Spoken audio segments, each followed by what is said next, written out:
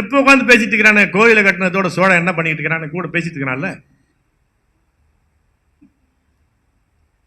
அவனுடைய பாசன கட்டமைப்பு, அவன் ஏரிய பராமரிச்சான ஒரு சொட்டு தண்ணி கூட வேஸ்ட் ஆகாம அவனுக்கு தெரியுமா? அது இன்னைக்கு நீ கட்டிக்கிட்டு இருக்கிறீல்ல செக் டேம், செக் டேம்ல டெட் ஸ்டோரேஜ் உண்டு.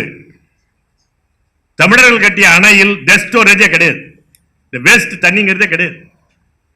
நீ காவிரி ஆறு போல கிட்டத்தட்ட முழு தண்ணியையும் பாசனத்திற்கும் குடிதண்ணீருக்கும் பயன்படுத்திய எந்த ஆறையும் நீ காட்ட முடியாது.